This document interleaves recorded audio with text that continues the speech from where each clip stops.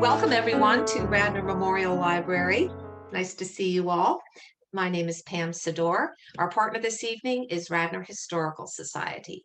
And I would like to welcome you to William Lightfoot Price, From Wayne to Rose Valley, presented by Scott Laughlin. He's a realtor specialist in historic properties.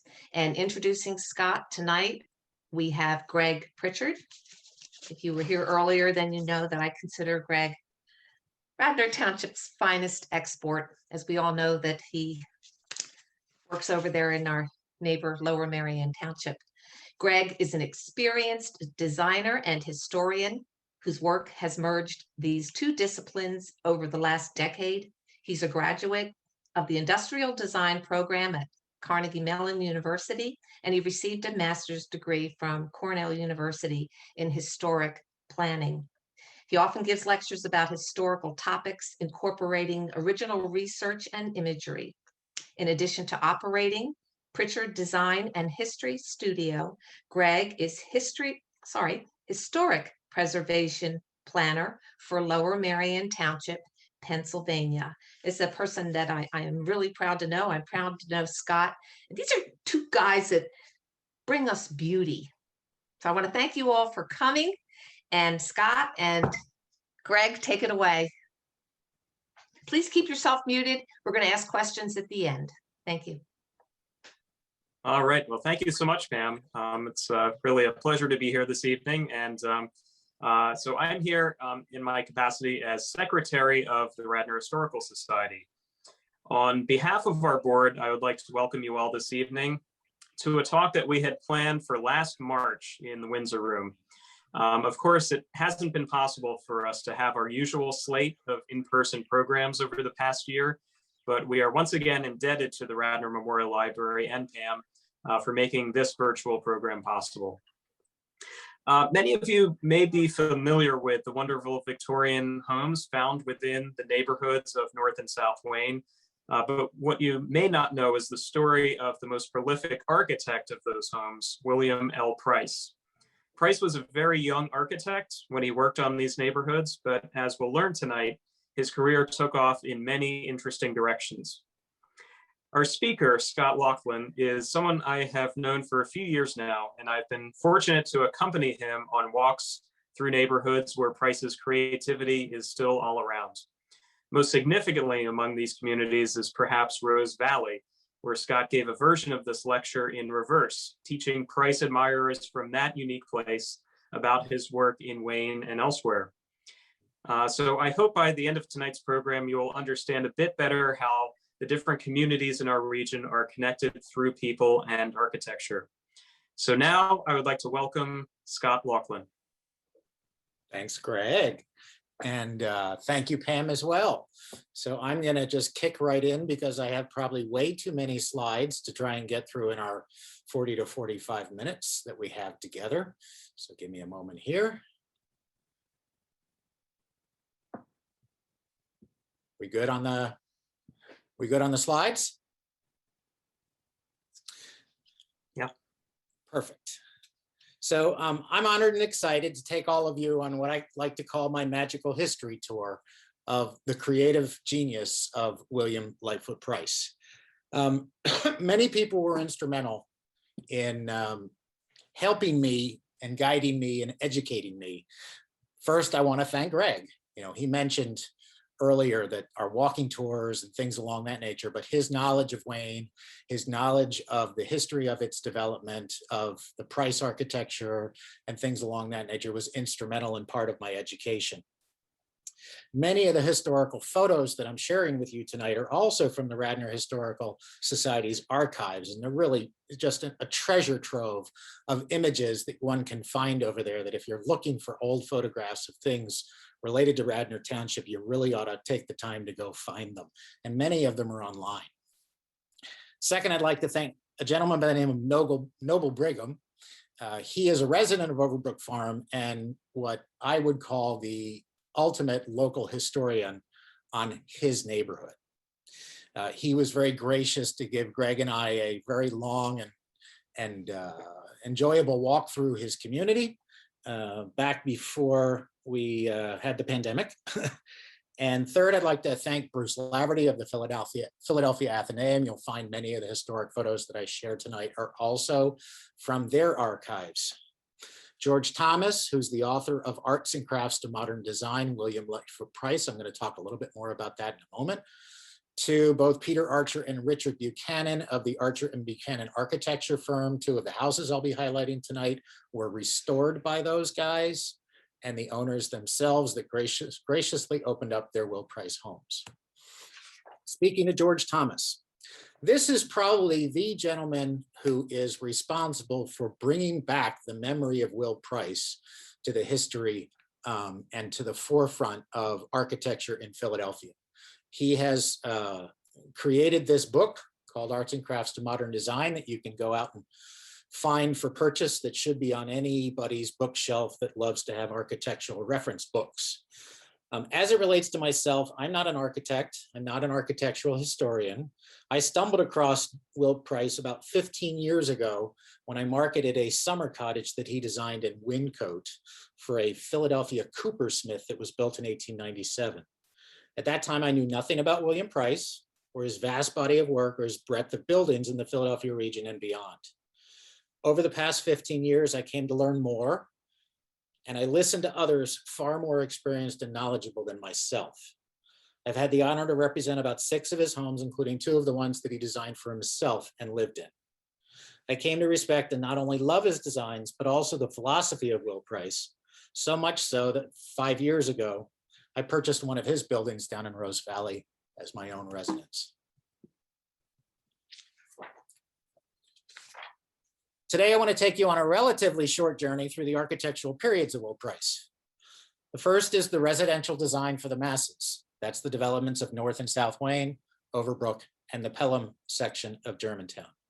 The second is his custom commissions that he earned from wealthy Philadelphians. I'm going to briefly touch on 3 estates that I think are just gorgeous that I want to share with you. Briefly talk on his commercial development, and then spend some time talking about the realization of his dream of the arts and crafts movement of both the towns of Arden in Delaware and Rose Valley in Delaware County. And then just talk a little bit about what would have happened should the gentleman have lived beyond 54 years of age. So Will Price was born in 1861. His father, James Martin Price, was a nurseryman in Wallingford. He was also a teacher at the Westtown School, and he was later an insurance salesman at the Provident Life and Trust Company.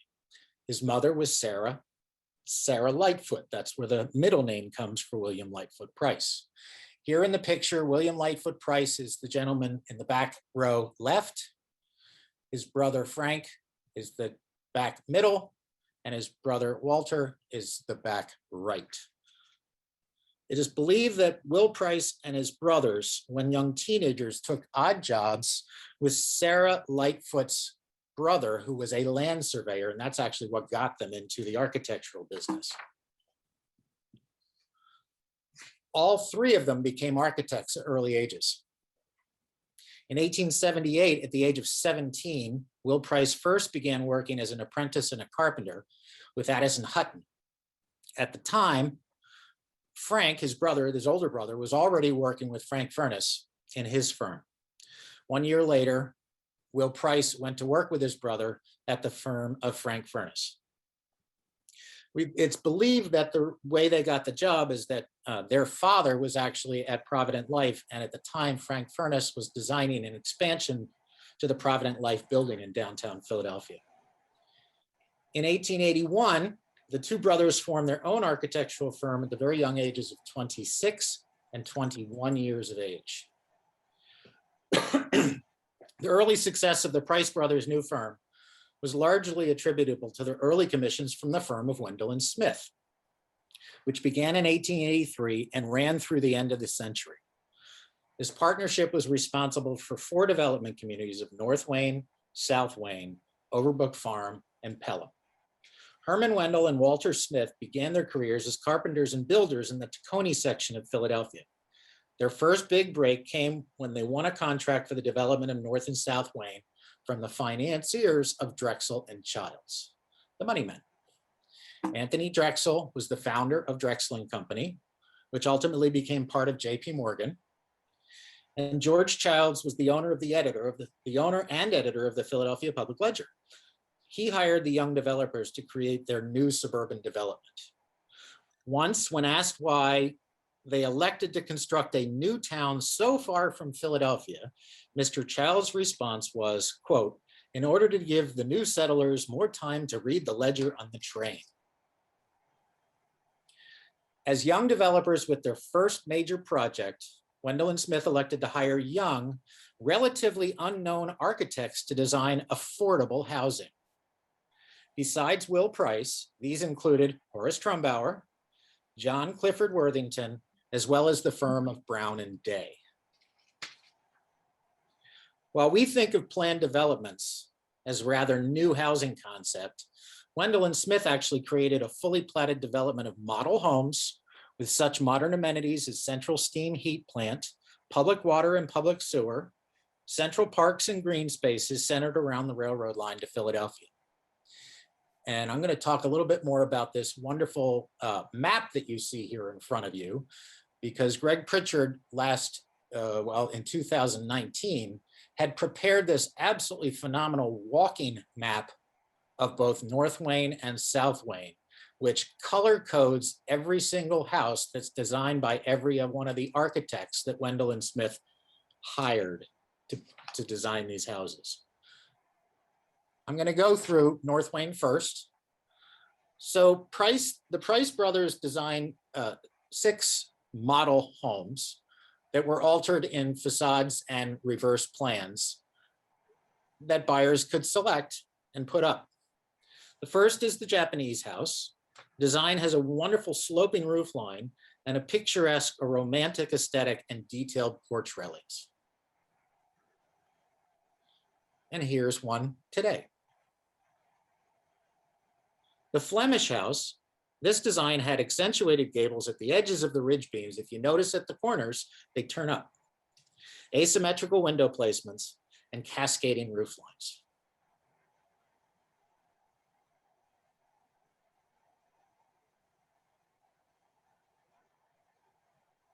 The Tower House, this design was a very romantic, almost castle keep-like house with a massive 3-story rounded tower and a delightful eyebrow or dormer in the attic. Here's a great example of the fencing that was originally designed to go around all of Wayne, these wonderful rustic log fences.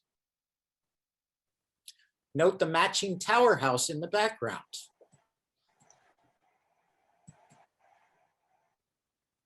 And even today, they're just gorgeous homes. The Pillar House, this design combined 2 interesting roof lines, with one axis being a Dutch gambrel, and the shorter axis being the longer axis being a standard gable. The porch columns are actually turned stone in a lovely rope pattern. And here's a current one. And then finally, on the North Wayne side, the round end house. If you look closely where the chimney kind of projects from the left-hand side of the house, those corners have been flipped and rounded. It's a little bit more obvious on the actual photographs of the 2 houses that I have here. These new houses in the 1880s ranged in price from $5,500 to $9,500. They're worth a little bit more today. The Price brothers were then hired to design larger series of houses for South Wayne. Again, here's the second example of the map that Greg Pritchard from the Historical Society prepared. And these are available should any of you want copies of these. The new plans and lots were sold at the same prices that the smaller houses on smaller lots were sold in North Wayne, which I found very interesting. And I'm going to talk about that in a moment. This view is after complete construction of Midland Avenue in Wayne. And again, here we can see the rustic fencing that was standard throughout the entire development. Look down both sides. And then most unique is the wooden sidewalks. For South Wayne, they didn't have model names that were as creative as North Wayne. So they simply used letters. Model A, this design is almost a fairy tale design with curved timbers, steeply pitched gables, and a pinched accentuated porch over the front door.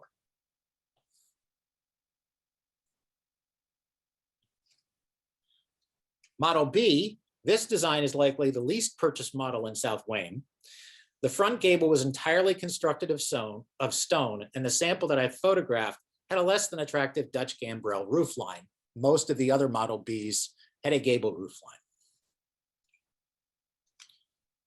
Model C, this design presented a two-tiered gable roofline to the street with a large wraparound porch and a delightful oriel window that was on the staircase landing inside the house.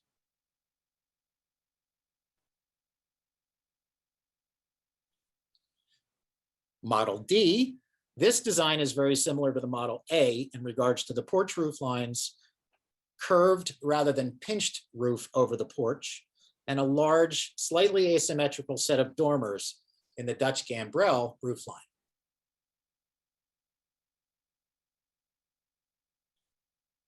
Model E, this design was similar to Model C in its street-facing double gables, yet the driveway sides varied greatly as this one had two very large accentuated gables on the driveway side. You can almost see them here on the left. And then finally in South Wayne, we had Model P. We've skipped a few letters, but we think that Price decided to recreate his pillar house design from North Wayne because this has a very, very similar aesthetic with the stone columns and the combination of both a Dutch gambrel as well as a gable roofline. During the course of the time that both North Wayne and South Wayne were being developed, the Price brothers earned about $150 per building. In all, there are over 100 Price houses designed in Wayne.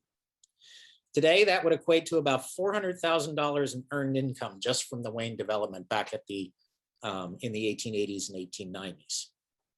The interesting thing is these larger homes in South Wayne also sold for about $5,000 to $10,000. I was curious as to why we would have larger homes that are newer selling for basically the same prices as what was selling in North Wayne. And well, we had this little thing called a recession in 1893. The Philadelphia and Reading Railroad went into receivership. That bankruptcy was the breaking point that started the Panic of 1893 that ultimately led to the collapse of over 500 banks and 15,000 corporations that were relying on the railroad industry, and led to the first depression in the United States and ultimately around the globe. It was under this financial strain that Wendell and Smith continued to try and sell new houses to a depressed market in both Wayne and in their newest project, Overbrook. Wendell and Smith then set their sights on another development significantly closer to Philadelphia, Overbrook Farms. This was the first stop on the main line, the same line that served Wayne. Please note that the office that you see in this photograph, this was the Wendell and Smith offices in Overbrook, was actually designed by Horace Trumbauer, not Will Price. So very different than the homes in Wayne, this development included both semi-detached as well as single homes that were significantly larger than the starter homes that were constructed in Wayne. This development was also partially financed again by Drexel and Childs. So here's an example of a twin house that Will Price designed for Overbrook Farm. You can see the two front entries on either side of the arched driveway section in the middle, which is really quite lovely. And then here's an example of one of his single family homes, house number 25 for Overbrook for Wendell and Smith. By the time Price started designing houses for Overbrook Farms, his brother Frank, who was his partner for the development of North and South Wayne, decided to move to New York. And all the designs from this period forward were exclusively under Will Price's pen. Similar to Wayne, the Overbrook Farms development used a common steam plant that heated many of the houses through underground pipes in the streets. And rumor has it that the system worked so well that most of the homeowners would close off the radiators, and the last house on the line was the warmest in Overbrook Farms. Will Price's first commission in Overbrook Farms was a stone residence for John Miller in 1891.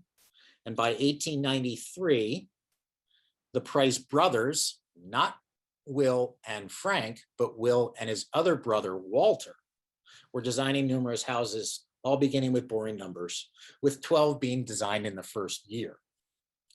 I've included a couple of historical photos of Overbrook Farm. This first historical photo was the corner of Overbrook Avenue and Upland Way, showing several of the single-family homes shortly after construction. The second photo is of Upland Way and Drexel Road, and here you can see the scale of how large the twin properties are that were designed by Will Price. The third streetscape is again of Overbrook Avenue and Upland Way, but the opposite corner.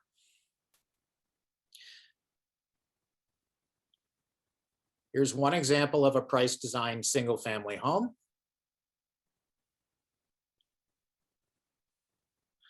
Another streetscape of two of the homes that were designed by Price. And then the final historical photo is a house that Price designed for Miss Sayward's School, which operated as a private school from 1892 until 1936. Now that Will Price was beginning to make a serious name for himself, he and his family constructed their own family's first home in 1894 on Sherwood Road in Overbrook Farms. This is a photograph of the house, and actually I realized there is someone sitting on the front porch and somebody in the window of the room off the porch, and who knows, that may be Will Price in the photograph. We need to blow that up and find out. One of the things about Will Price is he was an avid artist, and one of the things that he loved to do the most was theater.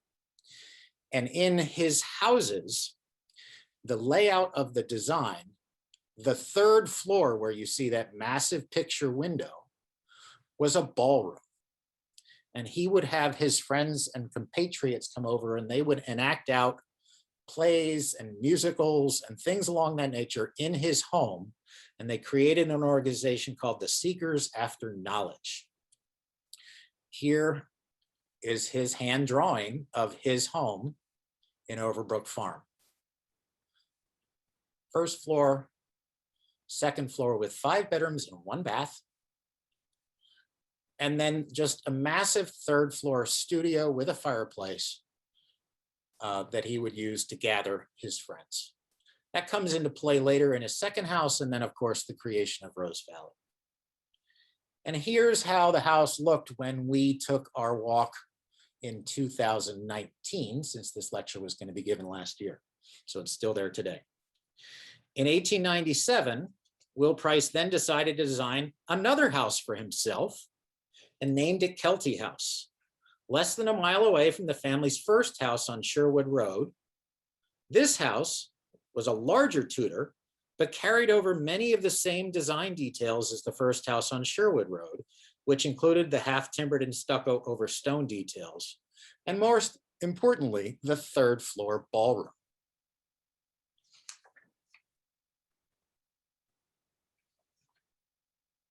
Here's what it looked like a year and a half ago. The owners at the time had installed this beautiful brick walkway and entrance into the home. That wasn't there a few years ago. And then on the third floor, he really went hog wild. This is upstairs. It is a massive, wide open, arched ballroom, but more importantly, he had a full stage with lighting for his plays for his friends. It's a magical, magical house. Anyway, now that Will Price was beginning to make a serious name for himself, he and his family, got the wrong one. So in 1895, Wendell and Smith then began their last development, Pelham. And this is in the Germantown section of Philadelphia. Will Price by this point in time was getting a lot of commissions for private development. And so there are far fewer Will Price design homes in the Pelham neighborhood. I did select a few to share with you. Several of the properties in the district were designed specifically for the end users, but Price was still designing model homes for Wendell and Smith for their resale. And these last four are two designs. So here's one, and here's the same house in reverse layout, with the entrance and the porch on the left versus the right. Here are two more Price design homes of the exact same floor plan. In this example, the front porch remains open. And in this example, the front porch has been closed in. Two different houses, exact same floor plan. The arched window is, or the whole three-story tower on the side has been reminiscent a little bit of the Tower House in Wayne. So throughout the last 2 decades of the 19th century and well into the 20th century, Will Price was designing major estates for wealthy industrialists of the Victorian era. There are so many houses that I could fill days talking about every single one of them, but I have had the honor of being welcomed into 2 residences in Radnor and Lower Merion townships to provide you with some images of how well these homes have transcended time and continue to live well for their current owners. The first house is M. Hawley Mcclanahan's house. Mcclanahan hired Price in 1899 to design this exquisite Tudor estate in the St. David's section of Radnor Township. He was a real estate developer. His wife's name was Elsie Schoen, the daughter of Charles Schoen, who earned his fortunes in the pressed steel railroad car industry and was one of the chief financiers of Rose Valley that I'm going to be talking about momentarily. It is from the Schoen family where Mcclanahan obtained the majority of his money, as well as opened up many of the doors to a new line of clientele tied to the railroad industry for Will Price. And ultimately, Hawley Mcclanahan, when they created their partnership in Price of Mcclanahan after the turn of the century, went into partnership with Will Price. So the Athenaeum had quite a few this is how the house looks today. The Athenaeum has quite a few historical photos of this property. Here's the carriage house.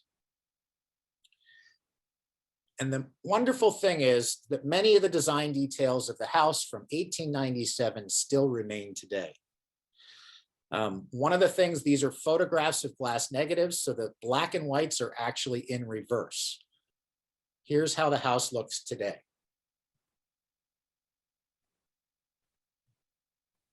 One of the most unique elements of this particular house is the library and card room. There's the fireplace. Unfortunately, the statue at the top is no longer in the house, but everything else remains the same, including the frieze above the fireplace.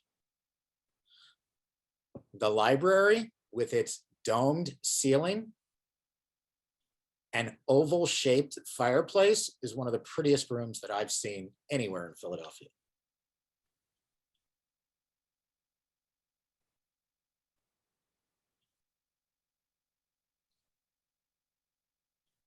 The next house that I want to share with you was technically designed in the 20th century, 1902 to be exact, but is a great example of Will Price's transition, as it includes many of his arts and crafts details on the inside while maintaining the more formal aesthetic on the outside.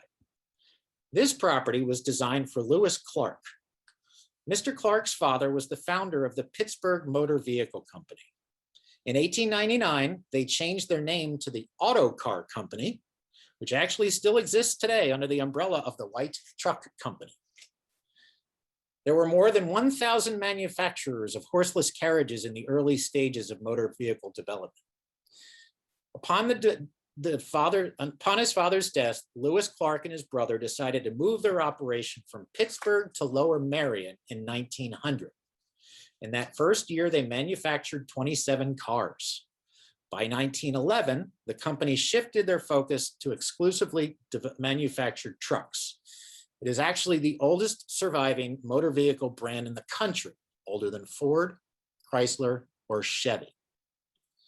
Another interesting point is that Lewis Clark was the inventor of the spark plug for gasoline engines. His porcelain insulated plug patent was sold to Champion and is the same design we still use today. Lewis Clark had this house constructed within walking distance to his automobile factory on Lancaster Avenue in Ardmore and next door to his brother. Rumor has it that Mr. Clark was paranoid about labor unrest and wanted a smaller house where he could see out every window from every room in case any disgruntled union members came to his house.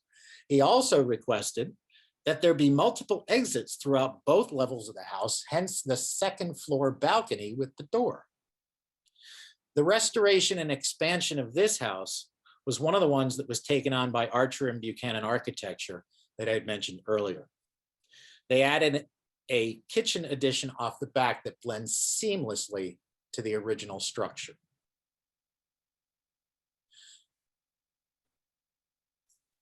Here we begin to see an interesting blend between the arts and crafts aesthetic and the more formal Tudor style that we have on the outside, especially when we start looking at the detailed woodwork inside the house. Similar to the Mcclanahan house, here we have yet another beautiful arched library that's tucked down just off of the living room. And these Gothic window inserts, which look into the ingle nook of the fireplace in the living room.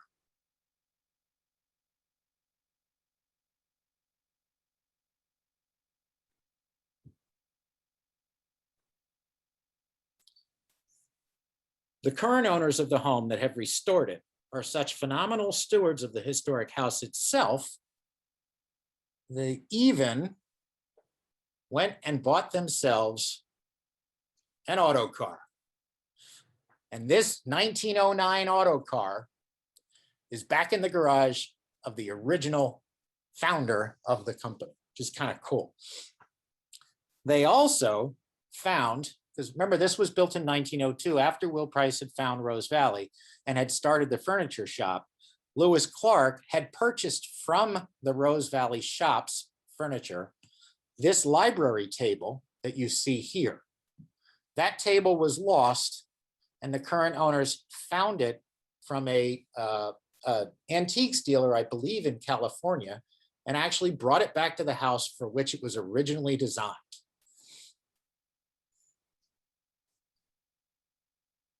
The third house that I'm sharing with you is the former carriage house of the Carr Allen estate in Wayne, or Carr Allen estate in Wayne. This massive property was constructed for Allen Reed, one of the sons from the department store called Jacob Reed's Sons in Philadelphia. That department store building on Chestnut Street was also designed by Price and Mcclanahan, and it still exists today, currently housing a CVS. I want to thank Archer and Buchanan for this one as well, because this is the another restoration project that they completed. Here is what it looked like when new. Here is what it looked like when Archer and Buchanan got their hands on it to restore it. And here is what it looks like restored. This is now a separate single-family residence. They did a beautiful job.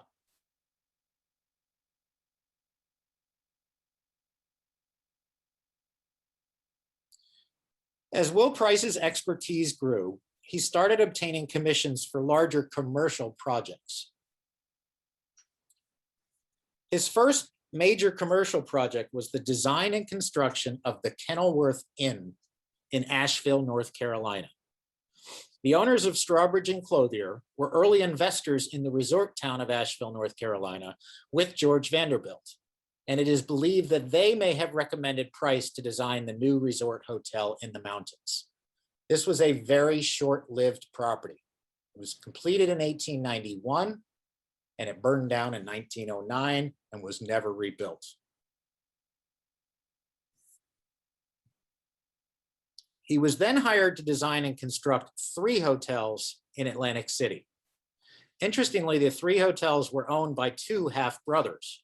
Josiah White II owned the Marlboro Hotel and hired Price and Mcclanahan to design an expansion to that hotel, then to construct a new hotel called the Blenheim in 1902.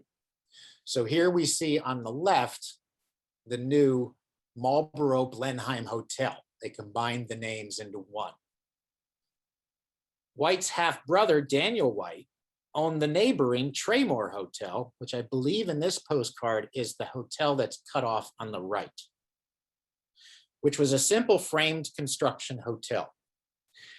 On Labor Day of 1914, the hotel was shuttered and Price and Mcclanahan were tasked with constructing the new hotel and have it completed prior to Memorial Day in 1915. Constructed entirely of reinforced concrete, the new hotel was indeed finished in 9 months. It's hard to imagine that with the culmination of the Traymore Hotel in Atlantic City that was constructed during the winter of 19 has the most amazing Art Deco style aesthetics, long before that style was considered to be a new form of architecture and art in the Americas. While we think of the Deco movement as starting in the 1920s and the 1930s, here we see its pure style by Price decades earlier. Here you have the lobby. And here you have the submarine grill. And that panel on the ceiling is actually the underside of a pool above. Due to his partner's connections with the Pennsylvania Railroad, Mcclanahan's father-in-law, Charles Schoen, as I mentioned earlier, he started getting commissions for railroad stations. And I'll briefly show you just a couple of examples because I do want to stay focused on the residential aspect. So here is Penn Station in Fort Wayne, Indiana, that was constructed in 1914. Fortunately, this building still survives and is now actually a commercial shopping retail space. In Chicago, he was tasked with building the Chicago Freight Terminal for the Pennsylvania Railroad. Here is a rendering of his that he did for the tower out front. Constructed between 1915 and 1918, it actually was not completed until after Price passed away.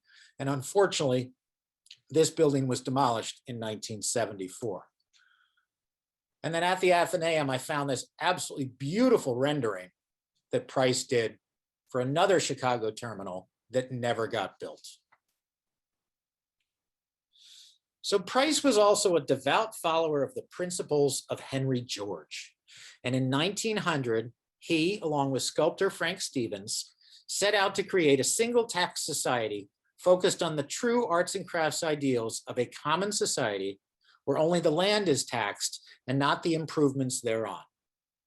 To this day, the town of Arden and later editions of Arden Town and Arden Croft are still a single tax community where the land is not owned by the residents, but by the corporation. Buildings are constructed on 99-year leased land. At first, in 1900, Arden was primarily a summer arts colony with most residents simply pitching tents or putting up simple frame structures. It wasn't until 1909 that permanent housing came to Arden, Delaware, and Will Price designed 6 of those homes. Here are 2 examples. This is the house Price designed for Frank Stevens, the founder of Arden. Here's a little house that he designed called Rest Cottage. And then he also designed the Arden Craft Shop building, which is the front portion of this building, not the red stucco wing on the bottom, but the main big one in the back. While Price was one of the founders of Arden, he immediately set out to create yet another arts and crafts colony, this time around the abandoned Rose Valley Mills in Nether Providence, Delaware County. A thriving mill complex in the mid to late 19th century, a fire burned this main mill down, and it sat abandoned for about 25 years. In 1901, the Rose Valley Association was founded by selling shares, and $25,000 was raised along with a $9,000 mortgage from Swarthmore College to purchase all of the abandoned mills, all of the extant vacant houses, and 81 acres of land along the Ridley Creek, which you see here on the left of the mill. This picture was taken slightly later than when they bought the land because you can already see that they've started farming the land up above. Initial investors included Price's business partner, Holly Mcclanahan, Charles Schoen, Holly's father-in-law, Edward Bach, the editor of the Ladies' Home Journal, and son-in-law to Cyrus Curtis, who was the owner of Curtis Publishing, amongst many others. In addition to the old mill, here you can see examples of the original workers' cottages as they were before Will Price changed their aesthetic. This was 6 tenement houses on the right, and the houses on the left were a series of twins for the managers.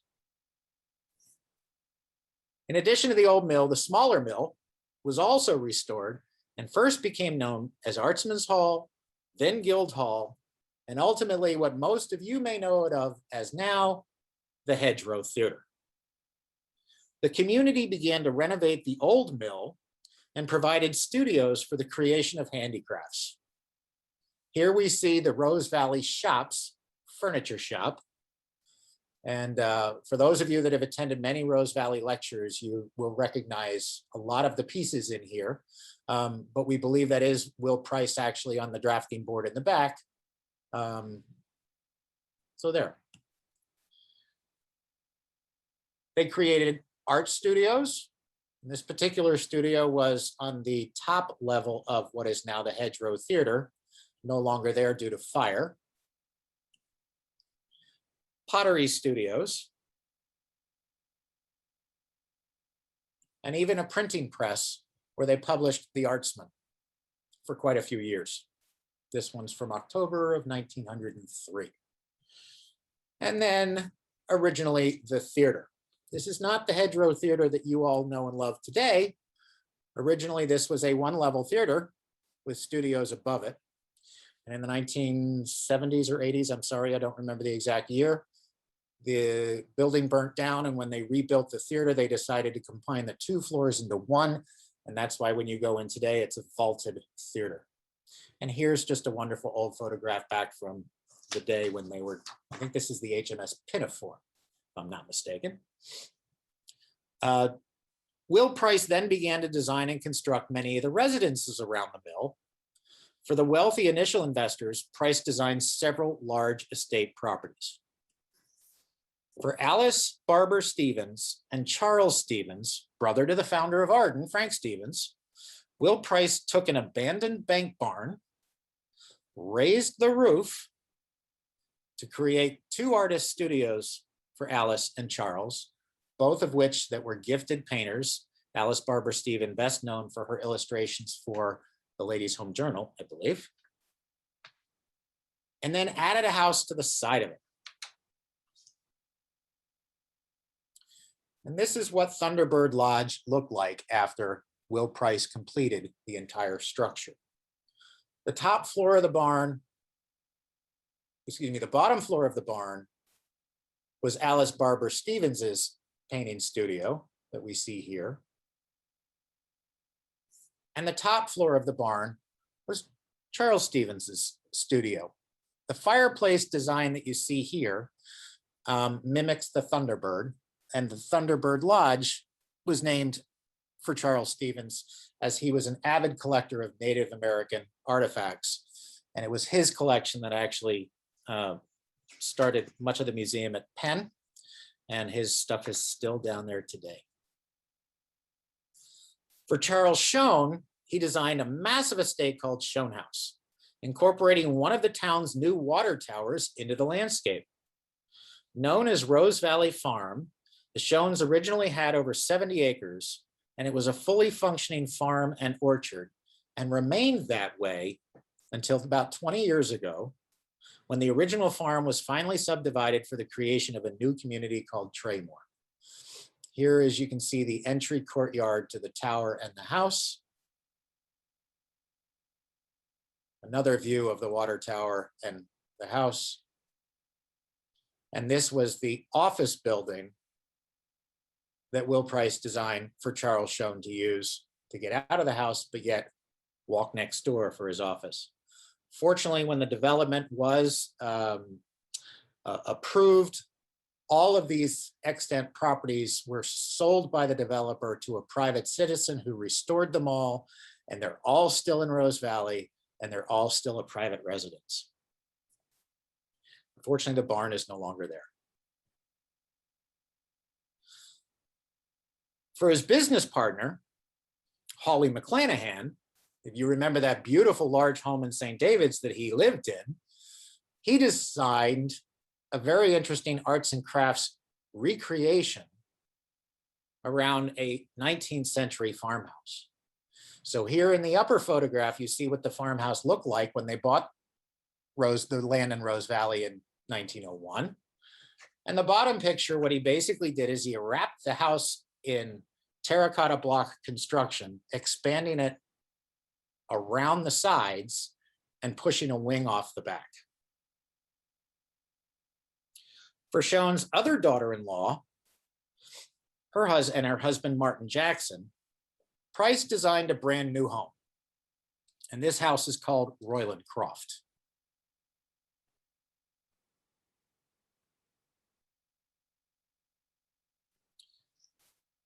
Price wrote a book called Model Homes for Little Money, in which he made an effort to distill his idea about how anyone's home could have everything it needed to live the art that is life, without costly materials and elaborate detail. The mere consideration of quality housing for the average person was a modern notion at the time. This house was one of his modest designs that he constructed immediately behind his own home in Rose Valley. His sketch on the top and a relatively current photograph of the house on the bottom.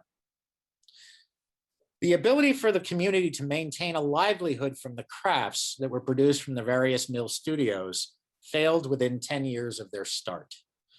By 1909, all of the production of furniture, pottery, and the Artsman publication had ceased, and there was debt to be paid back to Swarthmore College. Price set out to design a new concept in residential housing with the intention to construct entirely new community on the hills above the old mill. Following many of the same ideals as William Mercer in Doylestown, he designed a set of 5 homes of varying yet consistent architecture. You can see all 5 of them in this photograph. The smaller bungalows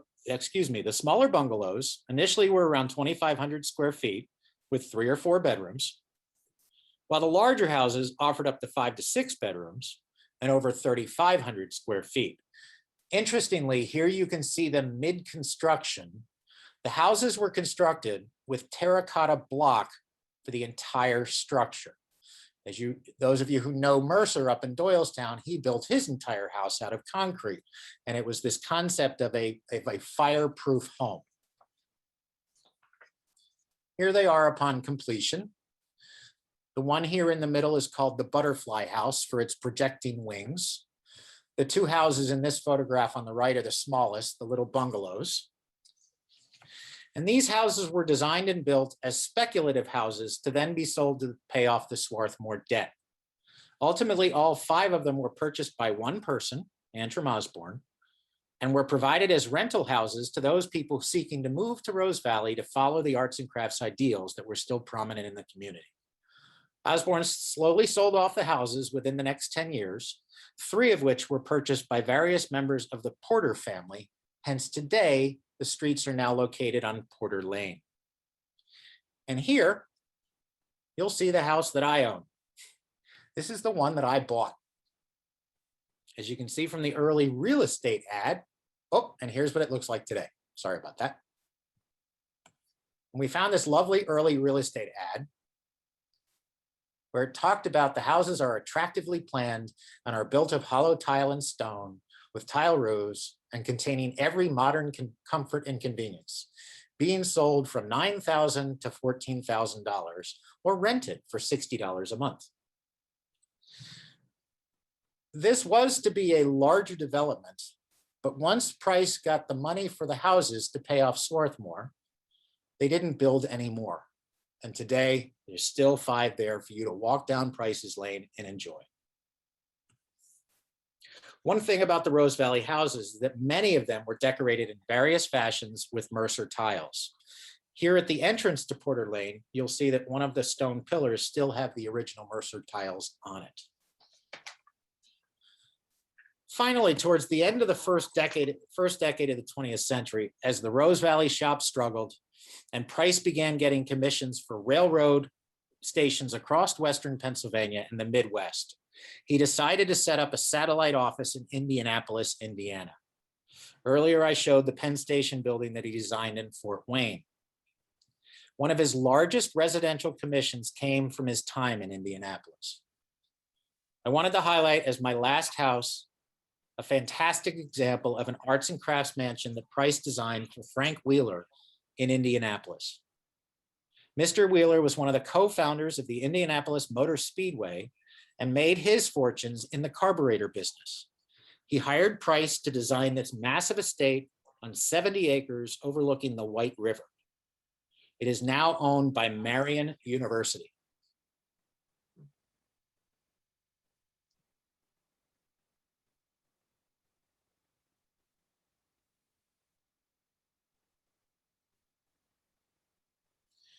Will Price passed away on October 14th, 1916 in Atlantic City at the very young age of 54.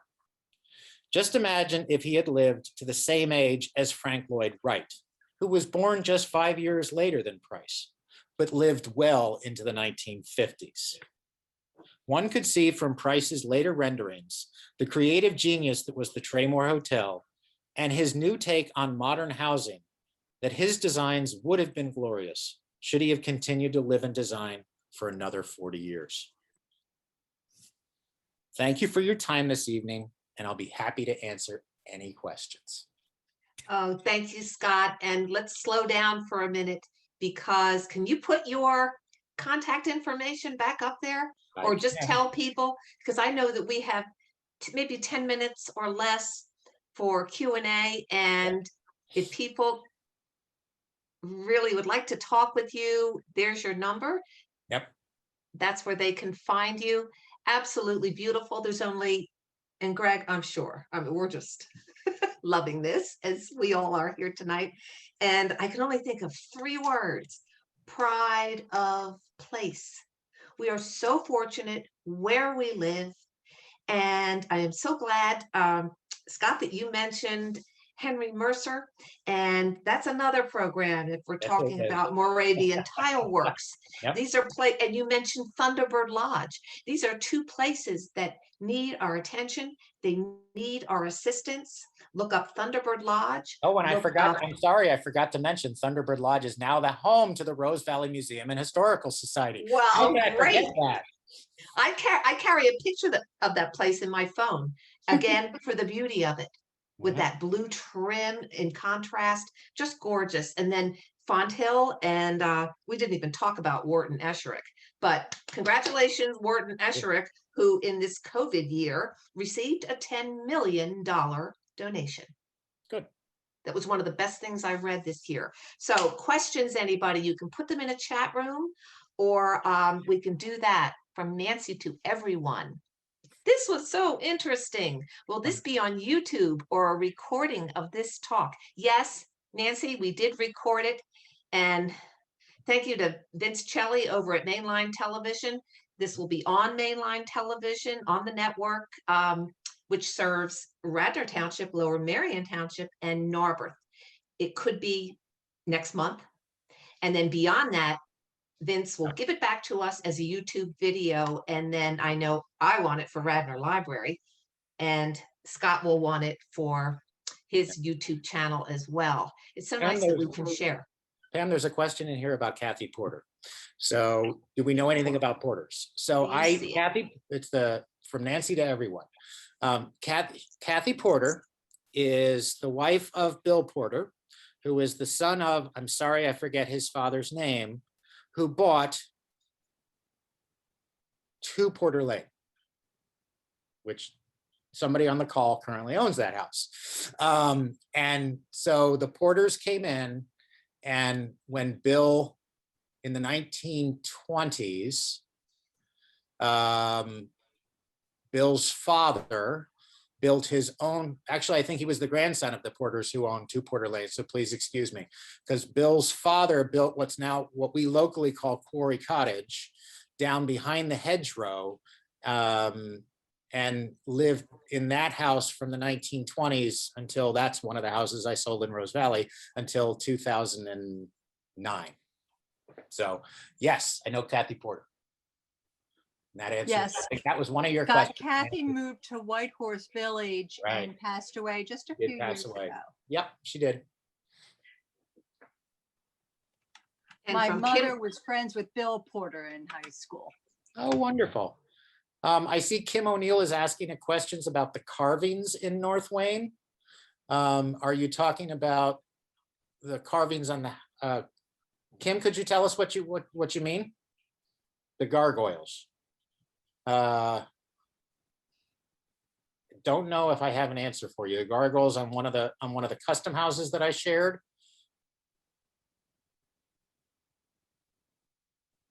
I don't know who carved them.